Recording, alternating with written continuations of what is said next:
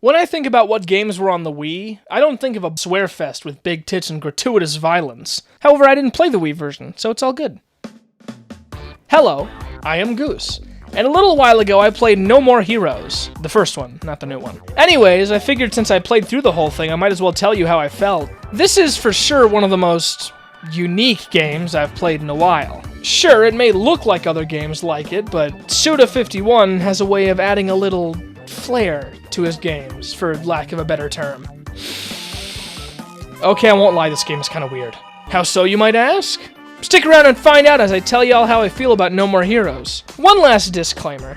I played the PC port of No More Heroes, which is originally a Wii game, and before you start planning on buying this game on PC, it only works with a controller. I didn't know that when I first started playing it on stream, and I'd spent like 20 minutes trying to get it to work the first time, which was unfortunate. By the way, if you want to see me play No More Heroes, you can check my stream VODs on Amigos Live. Just figured I'd chill real quick. Okay, that's all, let's get into it. The story of No More Heroes is pretty straightforward. There are no more heroes. In all seriousness, the plot of No More Heroes is very gamey. Is that a word? Game-y? You play as a man with both the coolest and goofiest name ever, Travis Touchdown, and live through his escapades to becoming the #1 ranked assassin, which is kinda badass, until you realize he's only doing it to get with a girl. A lot of the game is pretty self-aware, and it's cheesy as hell, but with the way the characters act, it works surprisingly well. Not too much else to say about the story. It's pretty simple.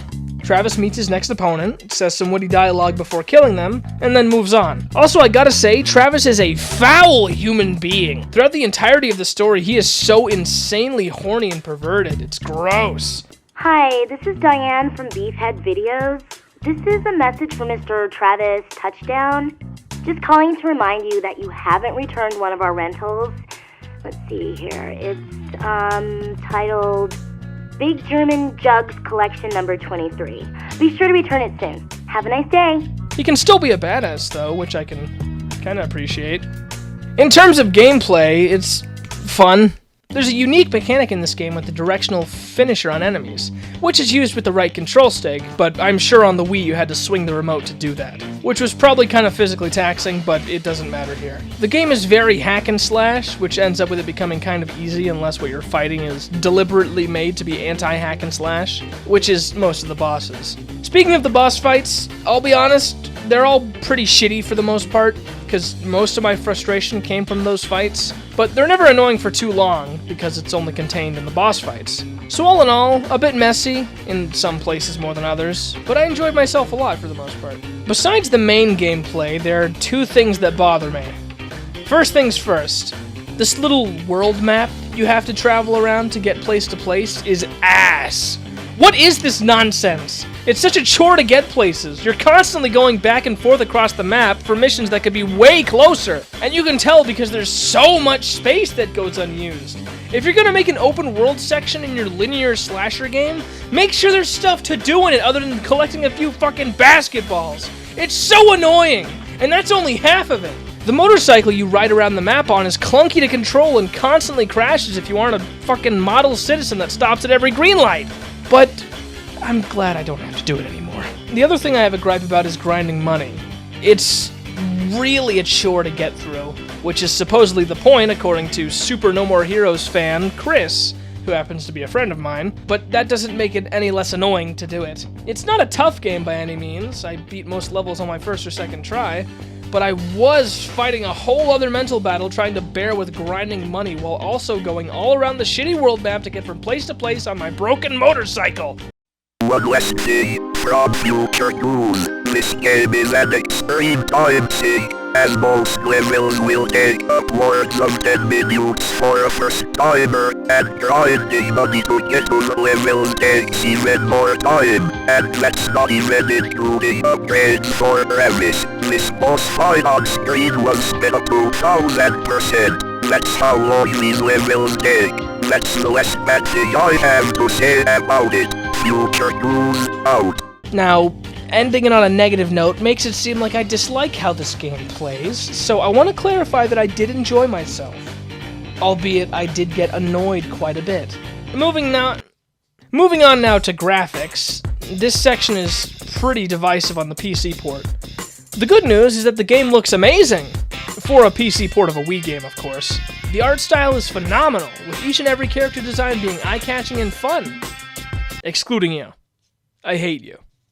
And your stupid, shitty boss fight. The game is a little bit simplistic in terms of graphics, which is the fault of it being other than all that low-poly nonsense, it looks great. The bad news is that the PC port has some graphical errors, with the main one I noticed being certain lighting effects, like trailing and like copying themselves, and just looking weird in general. One of those lighting effects is Travis's beam katana, and considering you're swinging that thing around a lot, it becomes pretty disorienting if you're trying to be precise, at least from what I noticed. Most of the time when I went into attack, I'd just mash and pray, partially due to being super confused by the visuals and the audio, the latter which I'll get to soon.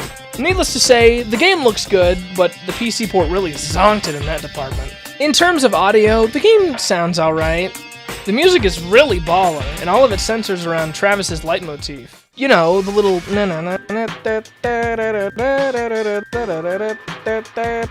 oh, it goes so hard, bro or sis. Other than the music, the sound effects are very punching and satisfying, if not a tiny bit crusty. One small problem, the port totally fucked the audio over. This counts. During combat, the audio was like always peaking, and is in general just super loud and crunchy.